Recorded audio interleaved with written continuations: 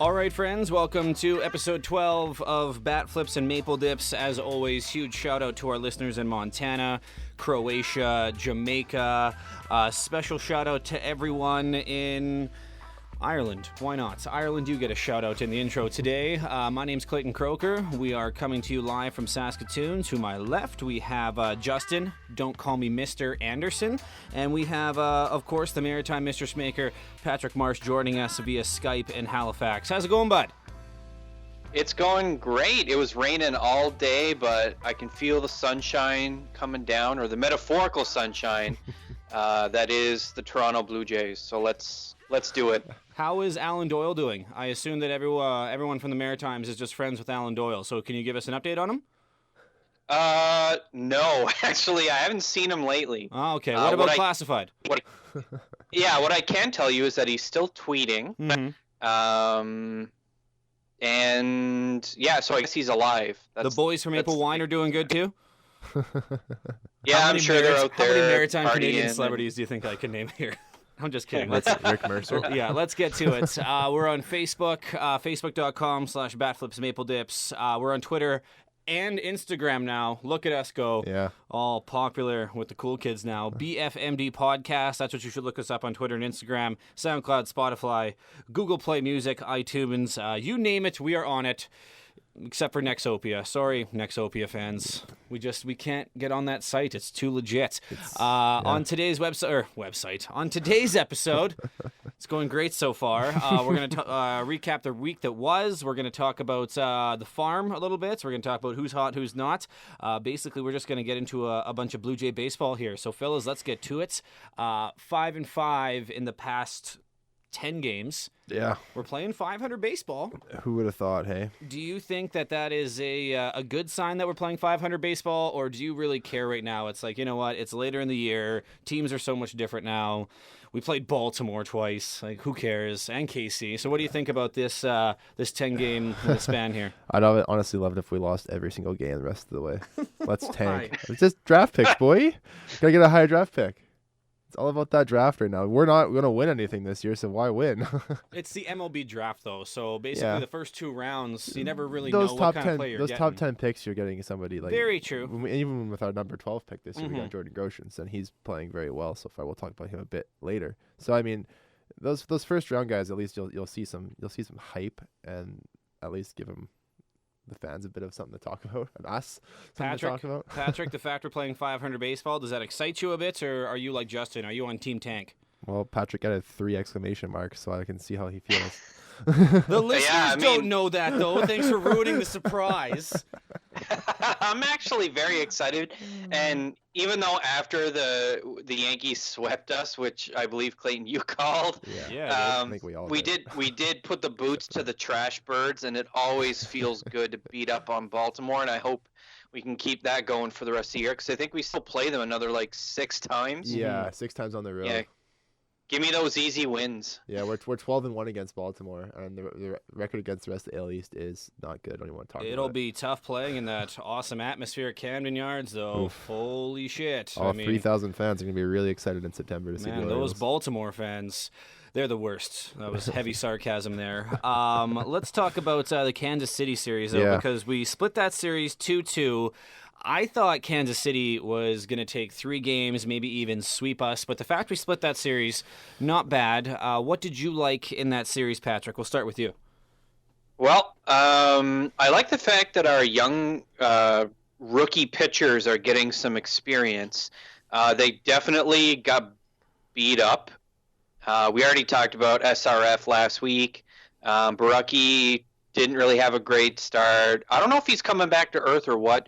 But either way, I love the fact that these guys are getting some real MLB experience against professional, batters instead of wasting away in the minors.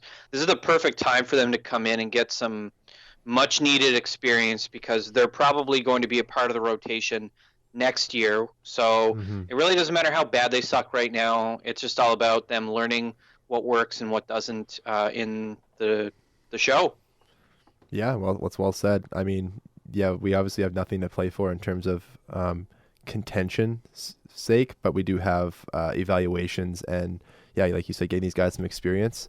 Nothing says no pressure like a team who's like, what are we, like 35 games back or something stupid like that. So these guys, they have nothing hanging over their heads in terms of like, I need to win this game. It's baseball, and like they can just go out there and do their thing, and that's awesome. You are correct. It is baseball. Yeah. It is, in fact, the game of baseball. Two things here with the KC series. Russell Martin, back over 200. Round of applause for Russell Martin. Yay! Another thing, I still can't get over the fact that 4 weeks ago, a.k.a. a month ago, you guys said that Kevin Pillar was not a viable option in center field for the Toronto Blue Jays. I will never let that go. Oh, Kevin Pillar is done. He's not fast. His bat's not that great. Kevin Pillar had an amazing series against Kansas City. That clutch home run in Game 2 of the series. In Game 3 of that series, he went 2 for 3 with a walk and a ribby. Game 4 of that series, he was 2 for 4. Kevin Pillar, his bat is inconsistent. I will give you that. Yeah. He needs more consistency at the plate. But when you consider how good of a fielder he is, how big of a fan favorite he is, and if he can keep these, these batting stats the way they are right now in a consistent basis, Kevin Pillar isn't as bad as you guys think. Yeah, you're right. Great awkward silence there, guys. Thanks. I'm just trying to wrap my head around. You're right, but listen, a broken clock is right twice a day. Or 2 months a year if you're Kevin Pillar. Yeah, suck it, Kevin Pillar. No, not suck it. He's good. He's good. What other center fielder out there are we gonna get? Anthony Alford, hopefully. Yeah, I'd rather have Kevin Pillar over Anthony Alford. I know Alford's younger option right now, but Kevin Pillar, I think, still has like 2-3 good years left in him. Maybe 1. I'd say 2 to 3. I think 2 to 3 is fair. Listen, we have trashed Kevin Pillar more than enough times. Don't throw me in this. Maybe more than Ryan Tepera. No, just hear me out. You two. Listen, Clayton, you were right. Kevin Pillar still got it. We were way too mean on him, and by we I mean Justin and I. And let's see how he does the rest of the year. We will talk about that base running flop by him. That was a horrible We will decision, talk about that. And that was a great moment for Gibby. Oh, and there have been so many good Gibby moments in his final days because, newsflash, he's probably going to get fired at the end of the year. Ken Giles, though, back-to-back saves. Do you think he has a chance to be our closer next year? Well, Ken Giles, up to date now, is 16 for 16 in save opportunities this season between us and Houston. So, I mean, he doesn't blow saves. He just blows everything else. Yeah. So don't put him in if it's not a save situation is the moral of the story. And, I mean, I got to see the last 2 saves from him, and I think he looks good in that role. I mean, he's getting ground balls. His slider looks really good. Really right good. A lot of movement. On top of that 100-mile-an-hour fastball, a good 90-mile-an-hour slider is dirty. Mm-hmm. So I like him in that role, personally. Patrick, Ken Giles, do you see him on our team next year? Oh, yeah, I'll definitely be on our team next year. I'm not completely sold on him being our new closer just because I just keep thinking back to the stuff that happened in Houston, and that I'm really scared. I'm really, really scared that he is going to self-destruct. I know it hasn't happened in Toronto yet, and he had a couple rough starts, and then he's been lights out. It just, the fact that there is a possibility that Ken Giles could go off the rails at any time, it makes me not want him to be our closer and just kind of go out and buy one during free agency.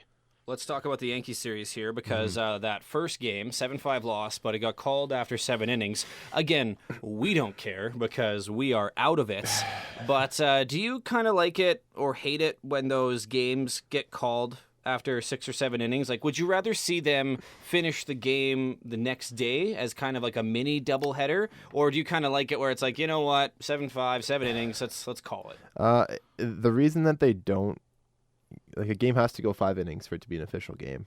The reason that they don't continue them unless they're tied, then they'll suspend it. If a team is up and 5 innings are complete, they'll suspend it because they don't want to risk. I mean, it's a roster thing, right? It's pitching. It's you have to call somebody up. You have to send somebody down. It's just a gong show when that happens. So that the reason that they call it is mainly due to just roster concerns. And I mean, for me, as an umpire, I'm not sure how the MLB rules work if the league has to call it, but for me as an umpire, once I receive the lineup cards, the game is mine, and if I think the down's in shitty shape, I can call it right there. I don't even have to wait for a first pitch. Power trip over here. I've never done that, but that's the rules here with baseball Saskatchewan anyway. And until I get those lineup cards, it's the home team's decision. Gotcha. So I'm not sure if the Yankees were like, yeah, we want to call this, but they don't have decision during the game. So it could have been the umpire crew, or it could be a Major League Baseball thing. I'm not too familiar with how their rain delay suspension protocol works. So, but I mean, I don't have any issues with games getting called. Patrick, would you like to see a mini doubleheader in these rain delay games, or are you cool with them being done after 7 innings? I think it should just entirely be up to the two managers, and if they agree unanimously, all two of them, they should just call it. I definitely hate seeing a game get called on 7 innings where there's only a 2-run differential. That's 2 hits away from being a tie game. It doesn't sit too well with me, but at this point in the season, it's hard to give a shit. And again, I like the idea of both managers, unanimously agreeing to call it. And if they don't, well, then just play it. I mean, it's supposed to be 9 innings, isn't it? Yep. So, yeah. It could be dangerous. It could be dangerous letting those two managers decide what happens, especially with John Gibbons, depending on how much he had to drink that day. Can you imagine if it was Gibby and Buck Showalter? Oh my God! We're playing the game today. No, we're canceling. What are you gonna do now, Buck? We're canceling it, Buck. I'll kill you, Buck. Let's talk about the 11-6 hammering we got in Game 2. The one stat that really stood out: we left 20 guys on base. Yeah. How do you leave 21 runners on base? It's such a classic Blue Jays move. Have you guys ever, again, even in the good days, have you seen a Blue Jays team that hits well with runners in scoring position? I'm trying to think of one. That long just answered my question there. No, we've never been able to hit with runners in scoring possession, even in those 2 playoff years. Can you think of a team, Patrick, or no? No, man. Not even maybe in the when we won back-to-back World Series, just because guys like Johnny O and Paul Molitor were clutch. Yeah, those are 2 of the best hitters of the last 25 years with runners on base. So I mean, you could make a case for that, but since then, no. It just feels like every time there's 2 guys on. There doesn't even have to be 2 outs. It's just it feels hopeless. But maybe that's just because we're in garbage time during the season. I know every time 21 left on base is scary. That's scary. I know every time I see a leadoff double, I'm always just like, we have to. If we get 1 run this inning, I'll be so happy. And that's crappy that you're just praying to get 1 guy 2 bases and 3 outs. Well, the maximum amount of batters that you can leave on base in a game is 27. Because 3 bases, 3 times 9 is 27. Sure. My math is correct there, right? I believe that's right. So we were 6 under the maximum for runners being left on base. Yeah, in theory. That's horrible. That's pretty... we were mashing the ball, but we could not mash the ball when it mattered. I think that's a classic Blue Jays move there. We can't hit when runners are in scoring position, and our bullpen is bad. Yeah, that's what it should say. If Toronto Blue Jays, if they were a city, it would be welcome to the Toronto Blue Jays. Our bullpen is bad, and we can't score when runners are in scoring position. Yeah, because I mean, like you said, the hitters were good. Everybody had a hit that game except for Devin Travis, who played in the game. Everyone who played in the game, and I mean, if we had a few guys who had multiple hits, and Severino, the Yankees got 13 strikeouts, which typical Blue Jays offense, get a hit but strike out, right? And we didn't hit the home runs. We were missing the home runs that game. Danny Jansen, though, 2 for 4 with an RBI. Patrick, was he our best player this week, do you think? Yeah, man. I love Danny Jansen. I think we should just rename the podcast Bat Flips and Danny Jansen. Okay. And just leave. No, I love Danny Jansen. Look, we finally have a catcher who can hit, who's not out there swinging a plastic shopping bag. I love that. And he's got some power. Kid's got pop. And now we got Billy McKinney coming out of the woodwork, doing stuff at the plate. I mean, this team We've got so many prospects. Plastic shopping bag, hey? Why do you hate the environment, Patrick? I mean, we're already past the tipping point when it comes to global warming. I don't want to get into it, but That's the optimism I like to hear. we're already circling the drain. Billy McKinney, again, good points, 2 for 4, not a bad debut. All the young Jays who have had their debut this year, it seems to have gone really well. One of those guys, pitchers. Sean Reid-Foley, he had a not bad debut, but Yeah. your boy, Justin, he's struggling a bit. What's going on with him? Well, he's in Buffalo now, Yeah. where he needs to be. I mean, that game against the Yankees was tough to watch.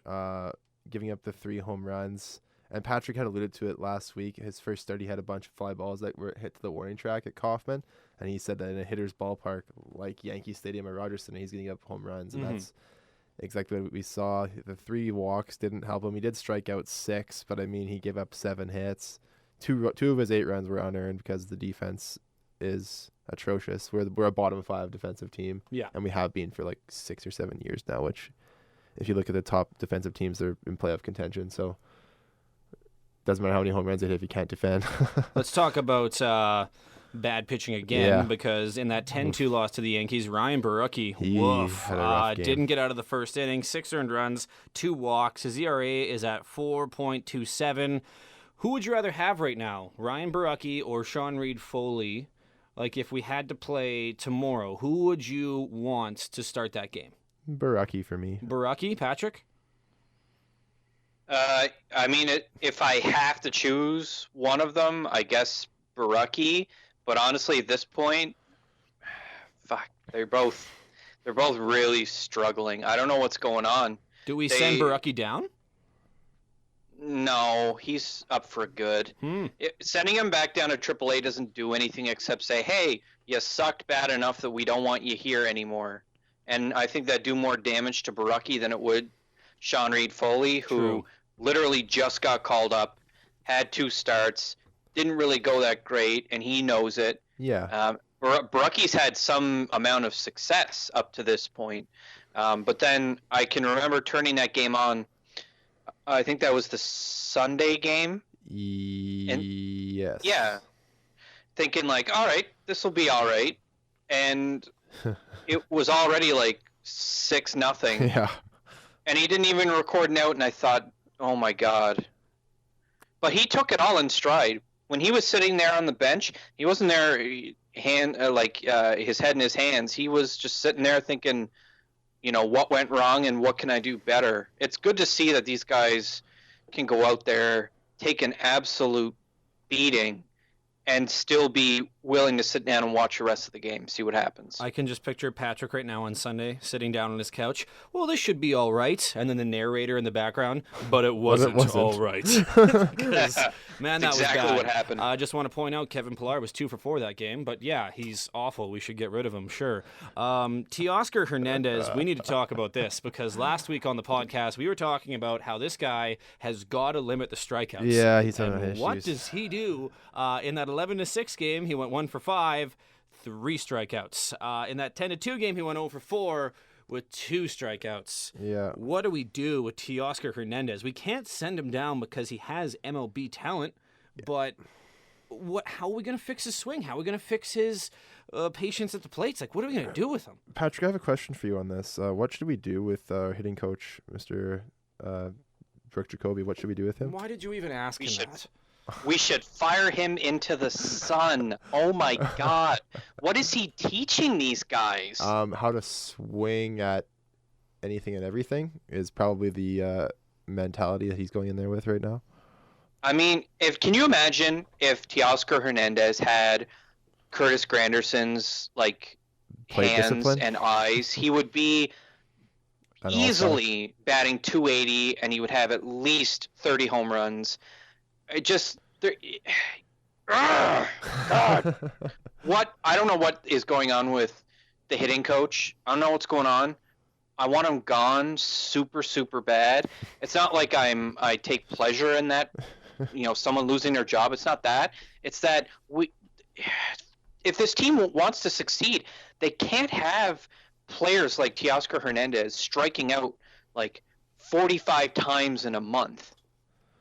Yeah. You can't win baseball games when you're striking out that much. Well, guys like Teoscar Hernandez, that's who we are counting on to drive runs in. And maybe that's why we're leaving so many guys on base, is because the guys we rely on, the guys with the reliable bats, the guys with a little bit of pop in their bat, they're not performing when there are runners in scoring position. And they're not even advancing the runners. Like Teoscar, I don't even mind if you ground out and advance the runner to get him in scoring position, but instead you're striking out. Like, at least make contact with the ball, man. Yeah, it's tough. He strikes out 30% of the time. Oh, man, that's gross. Like, It's actually that's his career average. He's that's 7% less than he struck out last year. So he's actually lowered it. But that being said, he only walks 7.4% of the time. So I mean, if that walk rate was 5 or 6% higher, or twice of what it is, then we'd be okay with him striking out 30% of the time. But because he'd be getting on base more. He's not. He's either whacking it or not hitting it at all. Some other quick notes from the Yankee series. Gritch Daddy 2 for 4 in that last game of the series. He's has 17 home runs now. Justin Smoke, he is hitting the ball well, but he's striking out a little bit more often now. Anything else you guys want to talk about with that Yankee series, or no? No, I don't think it needs to be touched anymore. Let's walk away from that forever. Yeah, I don't want to think about the New York Yankees until we absolutely have to again. Yeah, fuck the Yankees. Let's talk about Baltimore, because, man, do I love the Trash Birds. Thank goodness for Baltimore. We swept them. That 5-3 win against the Orioles. Again, Marco Estrada has been so solid for us the second half of the year. Hasn't been great, but he's been very, very, very solid for us. So that's good. Worked around a lot of jams. Suns out, guns out, Kendrys. Have you noticed that he put his socks up again? Yeah. Yep. We'll talk about him in the Who's Hot segment, because Kendrys is doing some kind of streak right now. Gotcha. And then again, Danny Jansen, six-game hit streak. He extended it in that game. Yeah. He had another good series against Baltimore too. Yeah, he's hitting, I think, every game he's been in so far. So again, apparently we're renaming the podcast after him, so that's really, really good. Who did you think stood out the most in that Baltimore series? Because it's easy to stand out when your team is struggling, but when your team plays really, really well, like we did against Baltimore, Patrick, who do you think had the best series out of all the Jays? Ooh, that's a really good question. Part of me wants to say Kendrys because it's just easy. But truth be told, we got to talk about Thomas Pannone. Yeah. He pitched my well today. God, he was so good today. I know it's Baltimore, and the Trash Birds are a joke, and they're the worst bird baseball team ever. Pannone makes his big league debut as a starter. He didn't really strike a lot of guys out, but you know what? He did everything he needed to do today to shut down Baltimore. I don't know. Whatever it is, it seems like every time we get guys coming up, there's a lot of hype behind them. Sean Reid-Foley kind of didn't quite reach Borucki level of godliness, but this Pannone guy, I'm getting on this train, guys. This guy's our next ace. I'm calling it now. One game. His AAA starts have been really, really good. In 6 AAA starts, he's averaging more than 9 Ks per 9 innings. He's only averaging let's say 2 home runs every 9 innings, which is high. That's his bad stat right there. But in AAA, he's pitching not bad at all. Devin Travis, we haven't mentioned him at all. The 10 games that we're talking about right now, he has played really bad. Devin Travis, what do we do with him? Like, again, it's kind of like another Teoscar Hernandez situation. What do we do with Devin Travis? Our boy Lourdes Gurriel, who we're gonna give an update on soon, is gonna be back this weekend, so we won't have to worry about Devin Travis in there every day anymore. Yeah, I can't wait for Gurriel to come back. There's another superstar we're gonna have in the future. Am I going too far with this? Am I getting too hyped? You were going too far with Pannone being our ace, but I mean, Gurriel does have superstar potential. I'm not saying he will be a superstar, but he has superstar potential. I don't know if Pannone has. Who else do you have potential. for us, Patrick? Yeah, like who else? I don't know. Let's talk about anything else with the Baltimore series? I just want to point out Sam Gaviglio going 7 innings yesterday with 7 Ks and only 1 walk, after having 2 or 3 rough starts in a row. I mean, Patrick was firmly on the Gaviglio hype train, and then last week he jumped off, and this week, are you back on the Gaviglio hype train, Patrick? No, man, because Gaviglio was absolutely terrible in the 6-2 loss to Kansas City. He was Yeah. really bad. I don't know. Like, sometimes it feels like it's like he knows what he's doing. He's pitched well at home. Yeah, just I don't. He's like, is he the new Drew Hutchinson who just like we can only start him at home? Maybe? That's a pretty good comparison, and that could be true. Yeah. Yeah, I don't know. What do you think, Clayton? He's the next Brian Talent. Oh yeah. I just thought of the most random Blue Jay pitcher that had spot starts once in a while. Remember when Brian Talent would pitch? Like, it was Yeah. only in an emergency situation, like someone got hurt in warm-up or something. Okay, Brian Talent, give us 4 innings. That's where I kind of think Gaviglio is going to be like. He's going to be that kind of, hey, long relief, middle relief. He can do anything in the bullpen. Yeah. But again, in a pinch, we can use him in a start as well, and it won't be the worst thing in the world. He's Brian Talent 2.0, I think. Let's get to who's hot, who's not, because that was the week that was. Who's hot right now? Aledmus Diaz. Kind of flying under the radar all season long because he's been He was hurt for a bit. consistent. Again, he was hurt for a bit, but he hasn't been consistently bad, consistently good, just consistent. 287 since the All-Star break. Do you think that Diaz has a future with the team? Because I kind of thought that when he made the roster this year, it was kind of like, okay, he's going to be one of those guys here for a year or two are gone. Could he be a 5-6 year Blue Jay kind of player? I don't think that long, but until we get all of our prospects up, I think Aledmus Diaz will be our backup shortstop next year. I mean, we have some questions there with Tulowitzki if he ever plays again, whether or not Gurriel is going to stick there or not. But right now, Diaz is playing good shortstop. We have Richard Urania, who's up, who could play shortstop as well, who's been kind of flipping with Russell Martin at third base.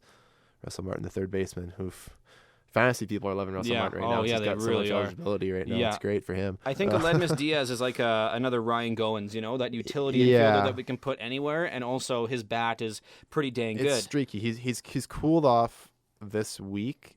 I believe his average was over 300 going into this week since the All-Star break, so he did have a bit of a rough week.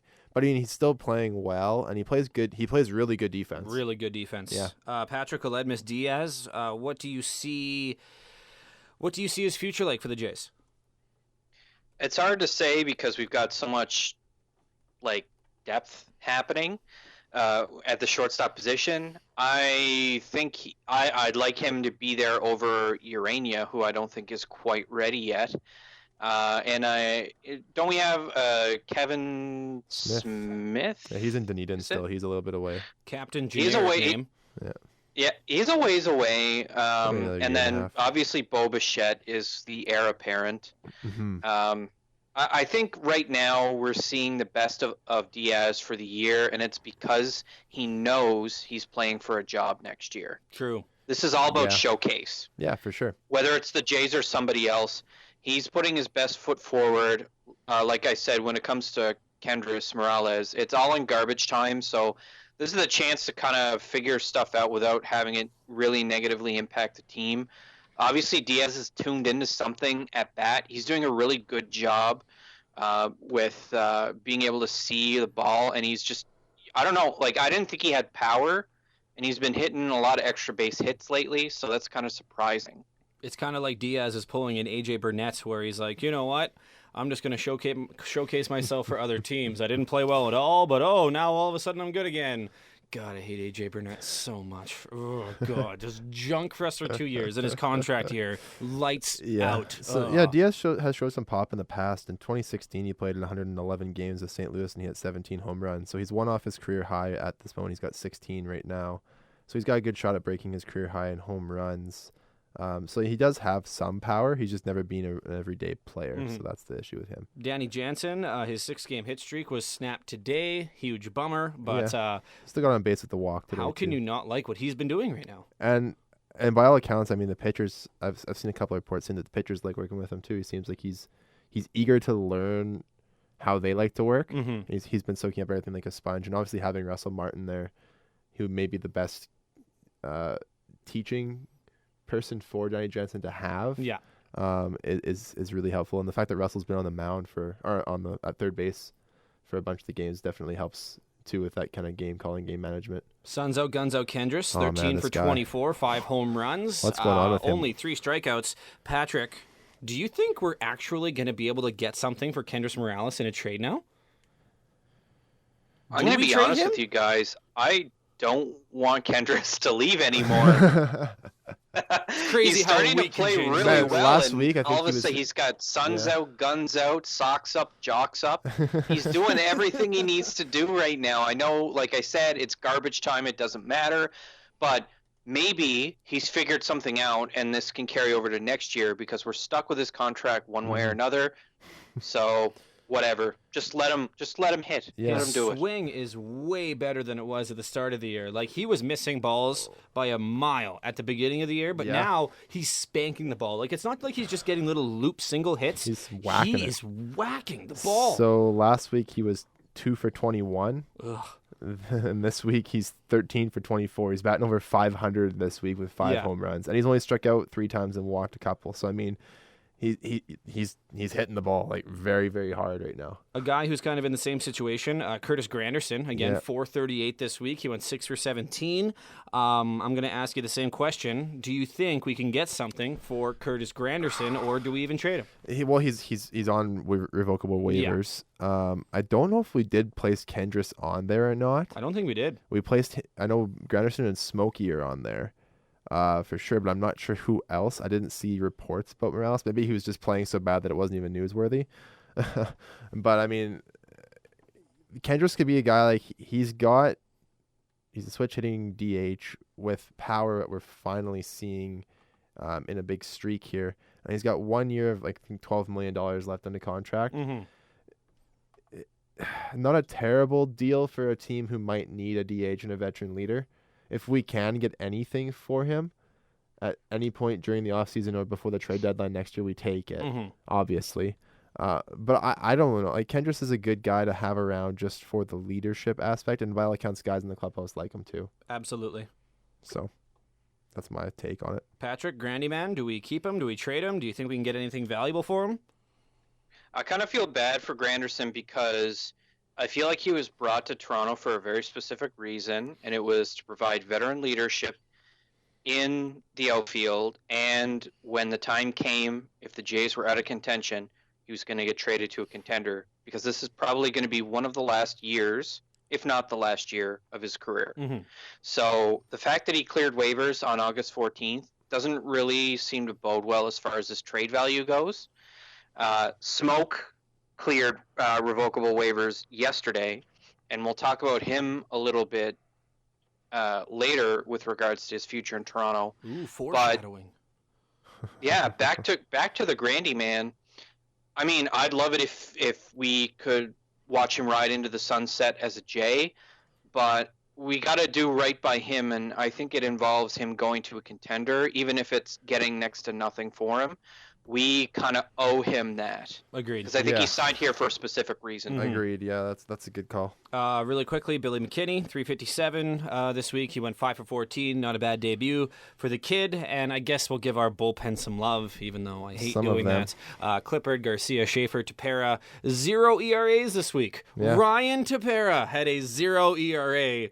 You'll never hear those words again. So enjoy it. Let's get to the who's not portion here because you guys have, and again, it's not a we, it's a you guys thing, have Kevin Pillar in our Who's Not segment for one base-stealing blunder. No, go defend yourself. I I didn't put this in here, so I came into the call sheet, and it says, Kevin Pillar becoming a cement head. That's all mad. And then so I said, then I put in there, you'll notice my point, is batting .407 in the past 7 days, is he really not hot for one base running mistake? Patrick, I'm defend yourself. I'm going to defend Kevin Pillar. Defend yourself, Patrick.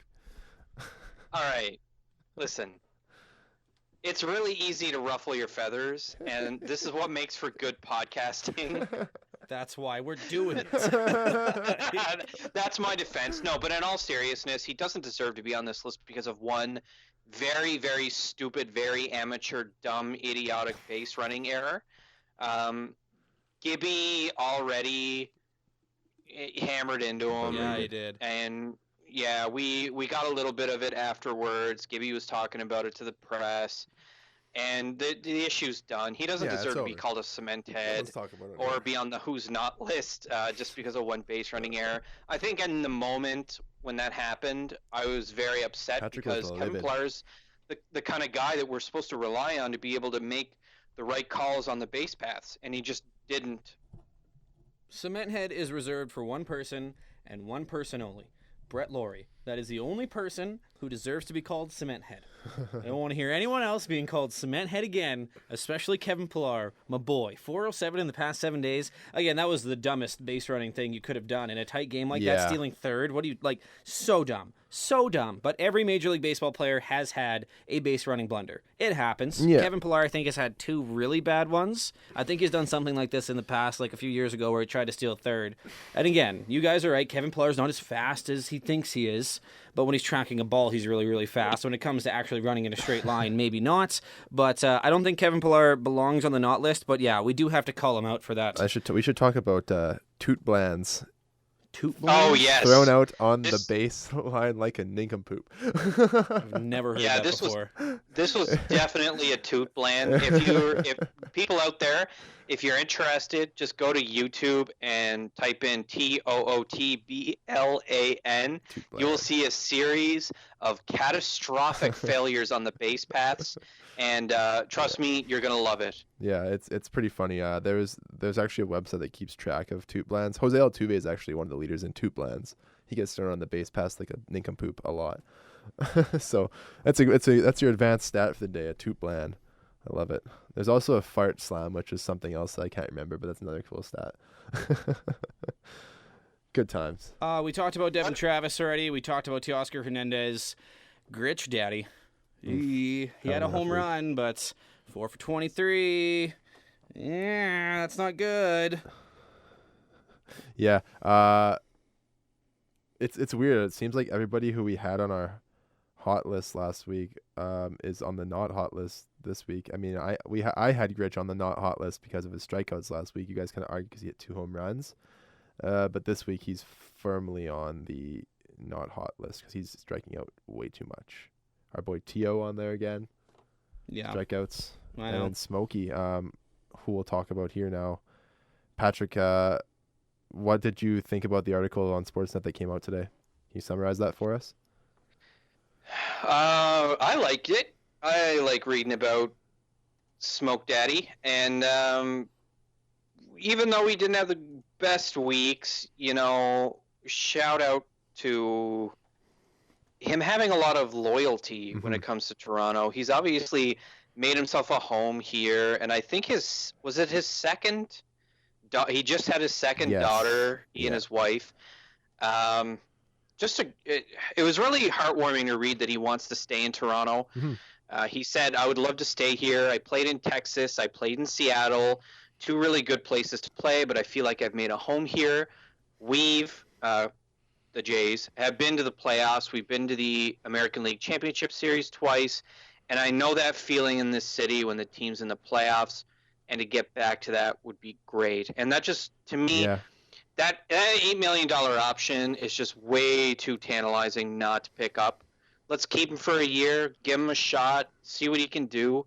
If he has a great season, then we sign him to a 3-year deal. By the end of that deal, Vladdy Jr., if he hasn't gotten his shit together at third defensively, we can shift him over to first. I love the fact he wants to stay here. It's cool. I really, really like it when people want to stay in Toronto because that's what I love about Marcus Stroman. He loves Toronto. He wants to stay there. Say what you want about his social media and his antics or whatever, but he loves playing in Toronto. You want guys that want to love to play in Toronto. Josh Donaldson's another guy. He's had a very injury-riddled year, but I mean, Josh loves playing in Toronto. He loves the Blue Jay fans. You want guys like Justin Smoke that are passionate about it. For so long, when people would go to Toronto, it would be like, okay, this is their last resort. This is their last chance. This is the only team that really wanted them, and they don't want to be there. And it showed on the field. Now that culture's kind of changed where people do want to play in Toronto, and it's not just, guys on their last chance or guys who are kind of iffy. It's guys like Justin Smoke who were all-stars last year, So that's got to be a pretty good sign.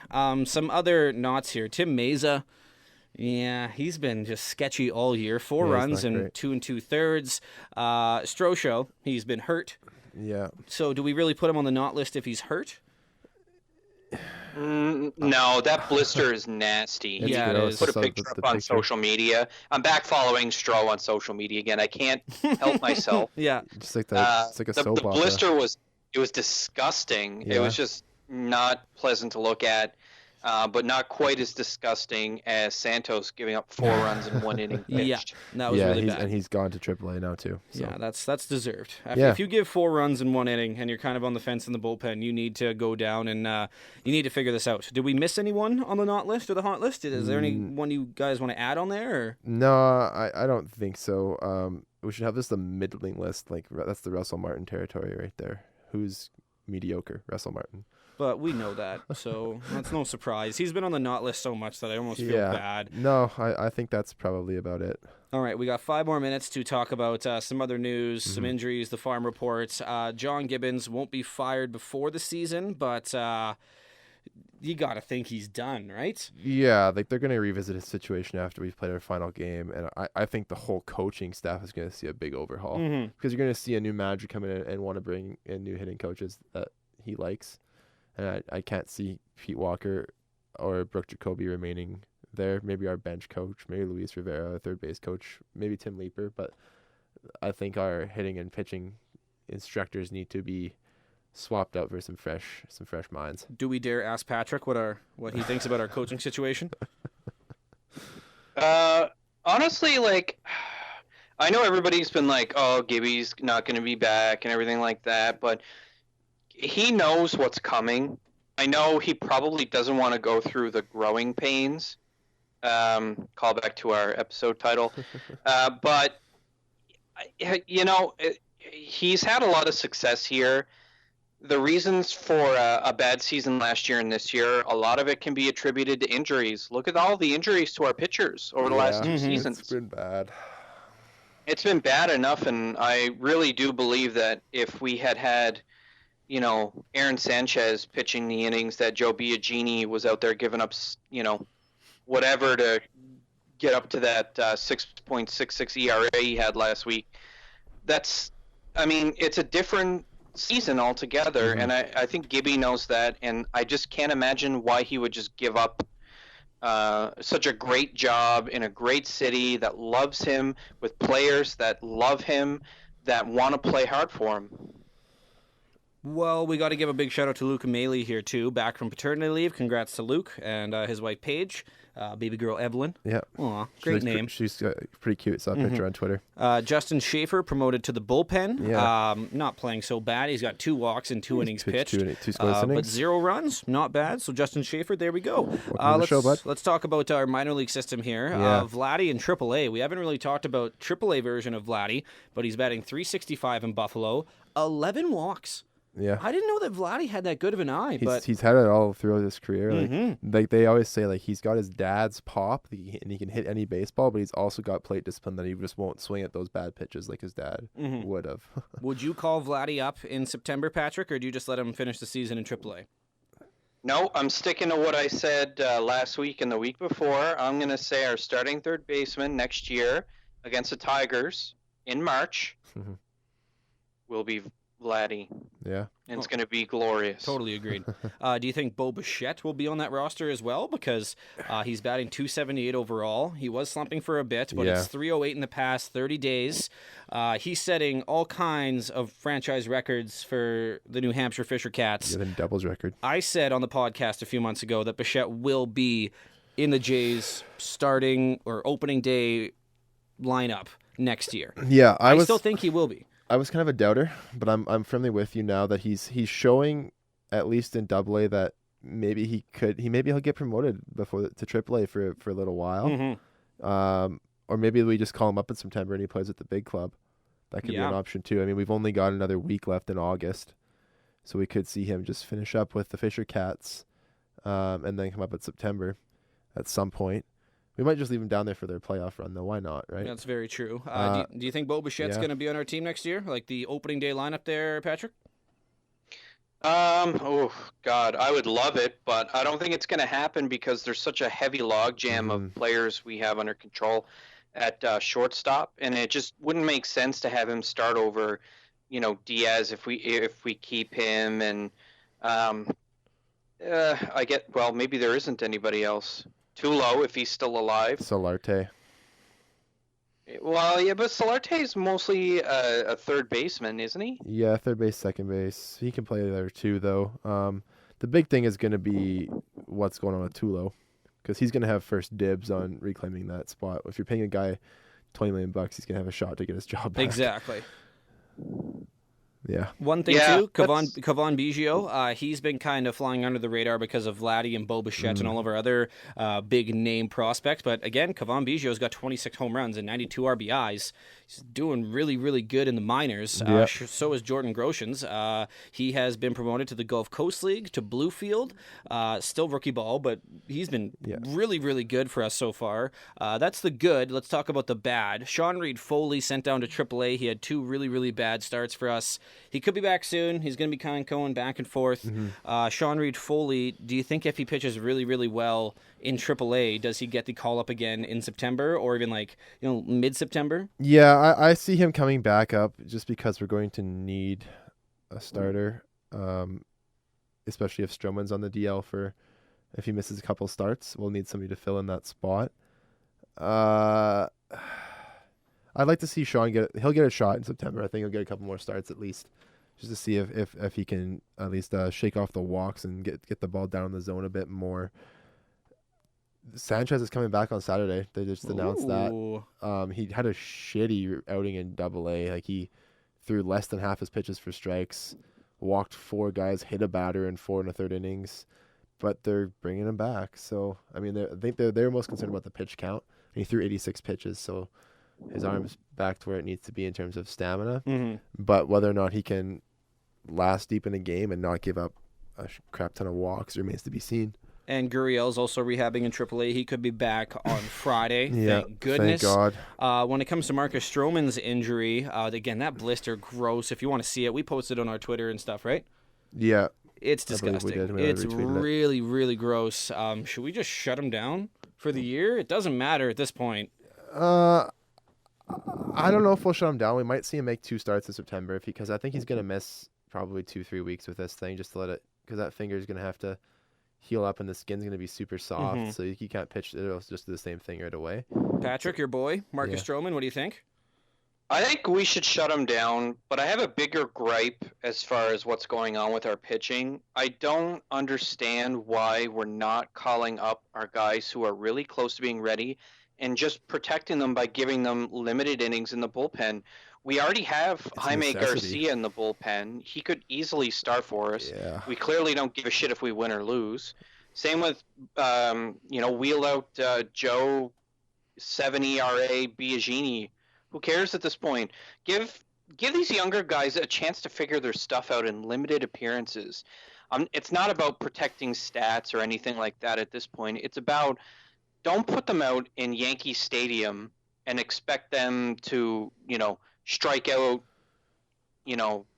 Giancarlo Stanton in their first or second appearance. Yeah, It just seems a little silly to me. I get it. Like, Borucki had a good start, and he faced some, tough teams. I feel like they should be calling up any pitcher who is in our prospect pool who is, close to being ready, and just put them in our bullpen right now to kind of bolster that part of the lineup, and then give these other guys like Biagini and Garcia, just give them the ball and then shut down Stroman. Yeah, the problem with doing that is I kind of agree with you, but Thomas Pannone pitched 3 appearances in the bullpen and he had a couple of rough ones, and then we see him start where he's comfortable and go 7 innings. Granted, against Baltimore, but he's a starting pitcher. I mean, I think starting pitchers should start. I like what we did with Aaron Sanchez when his first year he pitched in the bullpen. Because we didn't need a starter. We had Ari Dickey, we had Mark Burley, we had guys, we had Stroman, we had guys who were pitching that year who were doing well. We didn't need him in the rotation, and they wanted to limit his innings a little bit. With Thomas Pannone, he's just working his way back. I think he needs to start just to get innings. I like starting pitchers to start. That's my opinion on the matter. True. I do like starting pitchers to start as well. Last thing we'll talk about today, Josh Donaldson, running the bases. He's trying to make a comeback for this season. Last question, does Josh Donaldson get traded before September 31st? Slim to none. Okay. I don't know. It's tough. If I'm an executive, I'm having a hard time trading for a guy who hasn't played in 3 months. Really. True. By all accounts, he's healthy again. He's supposed to start rehab games. I think if he gets two or three rehab games in before, there's going to be scouts galore at those rehab games. Yeah. From other teams. And we might see somebody just take a flyer on him and hope for the best. True. Patrick, Josh Donaldson, do you think he's a J for the remainder of the year, or is he gone? Earlier in the week, I was talking to Justin about this, and I said that Josh Donaldson has probably played his last game as a J. Mm-hmm. But he reminded me that there are some opportunities close to the end of that second trade deadline window where we could see JD get some at-bats with the Jays. Yeah. But I think no matter what happens, I would be absolutely dumbfounded if he finished the season in Toronto. It wouldn't make any sense. Yeah, get anything for him. The thing we can do is at least we can give him a qualifying offer, and then if he leaves in free agency, we'll get a compensatory draft pick out of him, so we'll at least get something. But I'd like to see him traded. I want to see him traded, but I just don't know if he will. It's tough. Agreed. Tough for me from an executive standpoint to pull a trigger on that guy. And with that, that is episode 12 of Bat Flips and Maple Dips. It's been a blast. Again, Montana, we love you. Jamaica, we love you.